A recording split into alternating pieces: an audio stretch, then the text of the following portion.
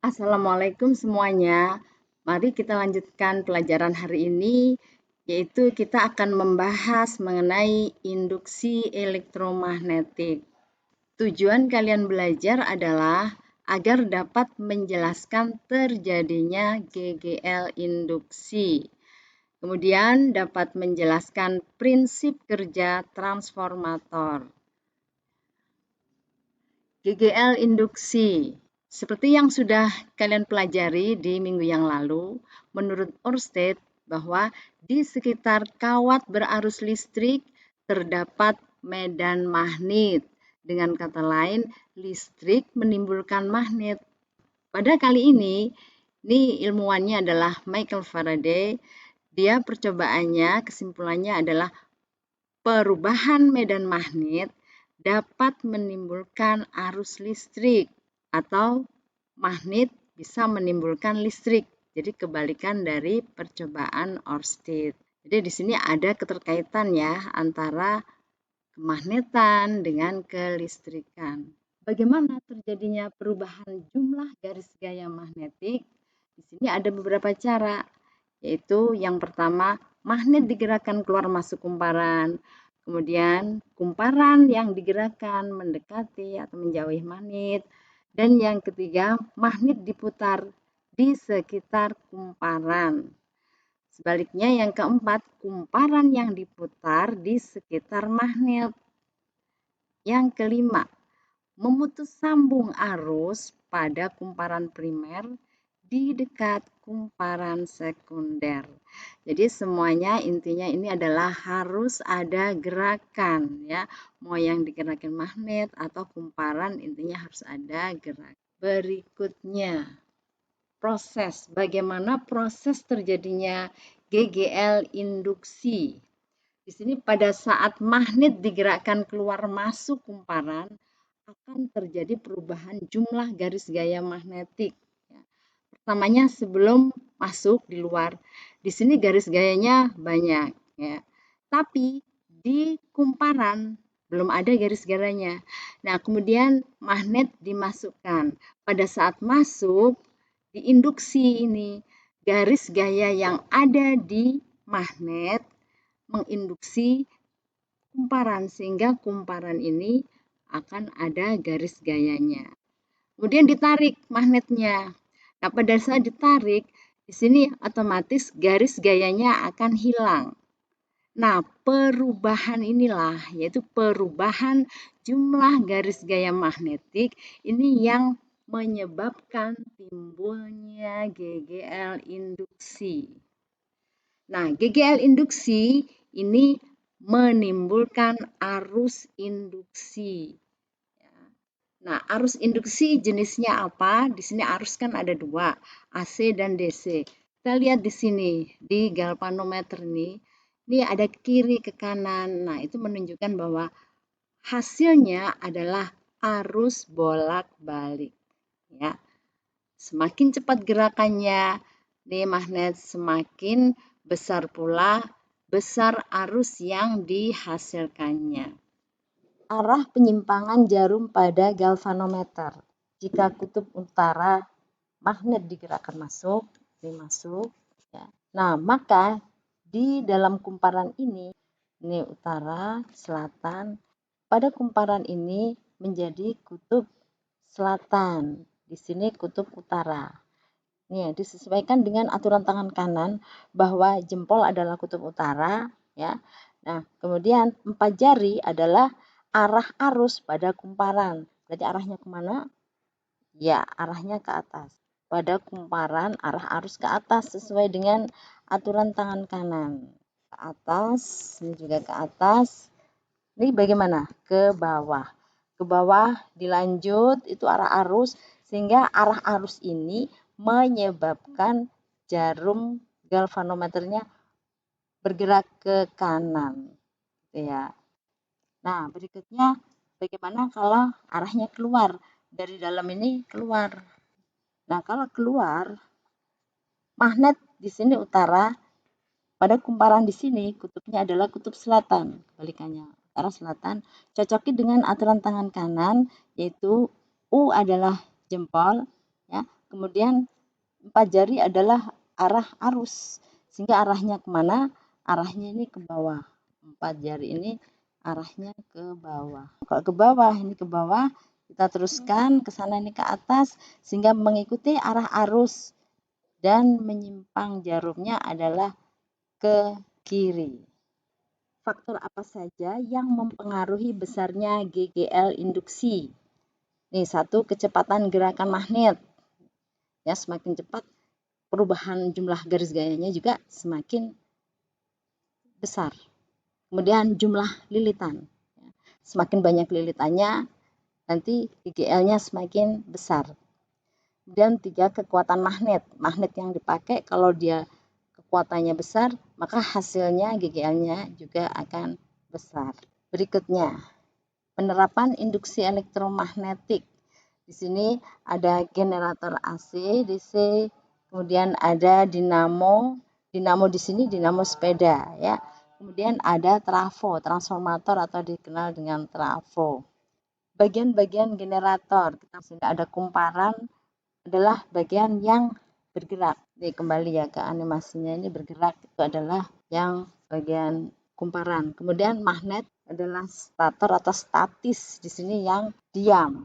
AC memiliki cincin ganda, kemudian sikat karbon ini yang menghubungkan arus yang dihasilkan ke alat listrik. Kemudian kalau generator DC ini adalah sama ya, bagiannya kumparan yaitu rotor, dan stator adalah sebagai magnetnya, ada cincin belah dan ada sikat karbon. Sehingga di sini perbedaannya ini ya antara AC dan DC.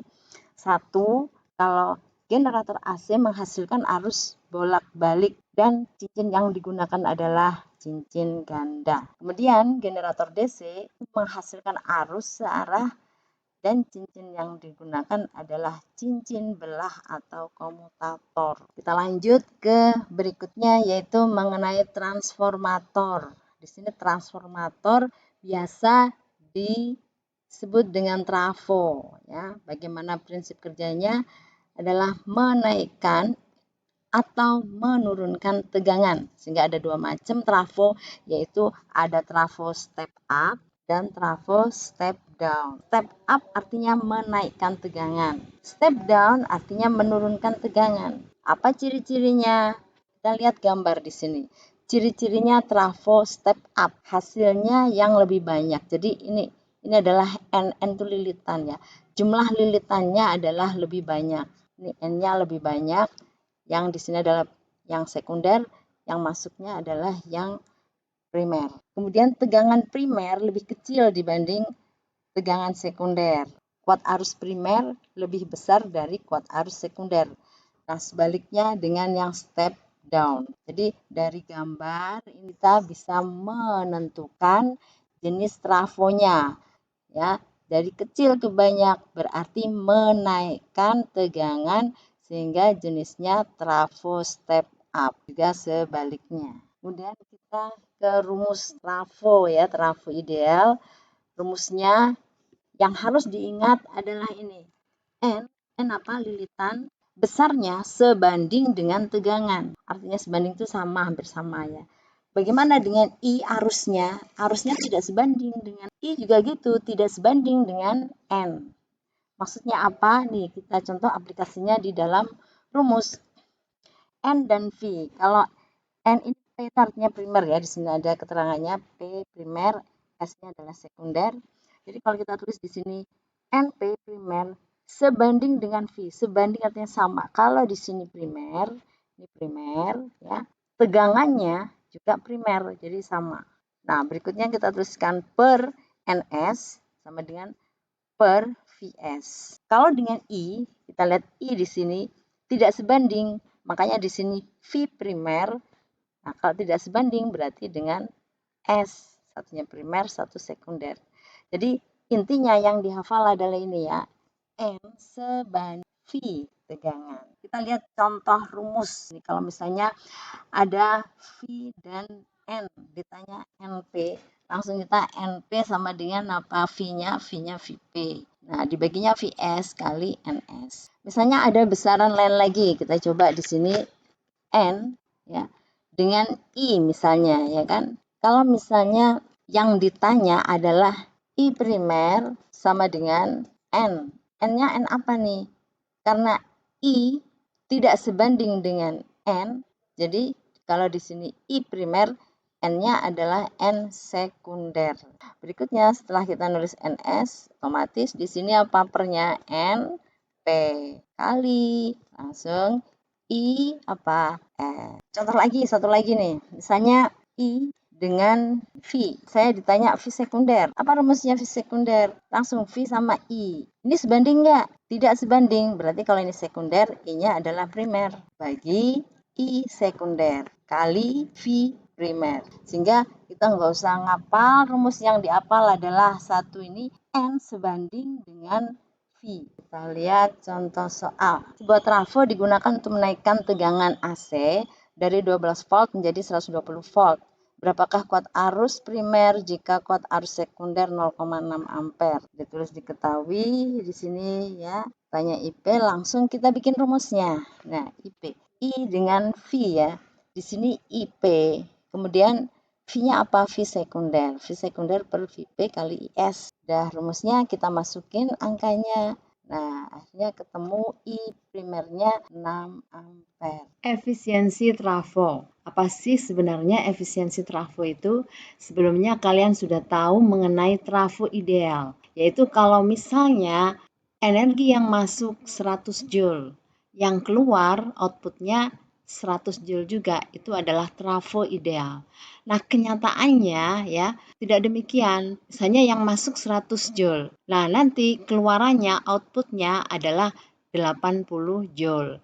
Nah, ada 20 joule yang hilang. Ini bukan hilang tapi dia energinya berubah menjadi energi panas. Nah, kenyataannya seperti itu. Jadi yang masuk 100 joule, yang keluarannya bisa jadi 80, bisa jadi 75 joule. Nah, atau dirumuskan gini ya. Efisiensi trafo adalah perbandingan antara daya sekunder dengan daya primer atau perbandingan antara energi sekunder dengan energi primer yang dinyatakan dengan persen. Dirumusin efisiensi trafo sebutannya adalah eta. Ya, simbolnya seperti itu. Eta sama dengan WS per WP kali 100%. Eta bisa juga PS per PP kali 100%. P adalah daya. Rumus daya itu bisa diganti dengan V kali I. Sehingga eta bisa dinyatakan dengan VS kali IS ya per VP kali IP. Kemudian dikali 100%. Untuk trafo, V sebanding dengan jumlah lilitan N. Maka rumus efisiensi atau eta sama dengan NS kali IS per NP kali IP kali 100%. Nah, inilah di antara rumus-rumus dari efisiensi trafo. Berikut soalnya. Efisiensi sebuah trafo adalah 60%.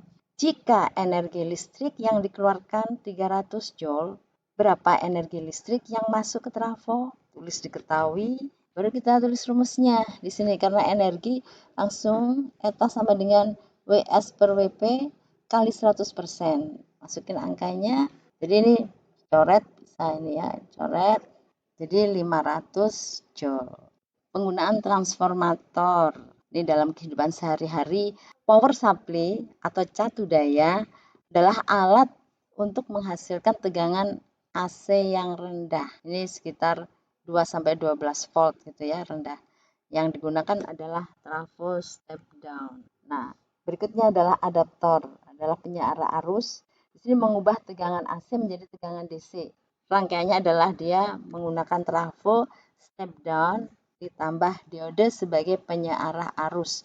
Ini contohnya ada di ini chargeran HP nih, ya adaptor. Kemudian transmisi daya listrik jarak jauh, yaitu proses pengiriman daya listrik kepada pelanggan listrik. Di sini terdiri dari trafo step up dan trafo step down. Trafo step up ini ada di sini. Nah, kemudian dialirkan, ditransmisikan dengan kabel yang panjang ke kota-kota, kemudian masuk ke gardu listrik ya, ke rumah-rumah. Di sini ada menggunakan trafonya trafo step down, diturunin. Masuk rumah sini juga travel step down. Berikut kemagnetan dalam produk teknologi.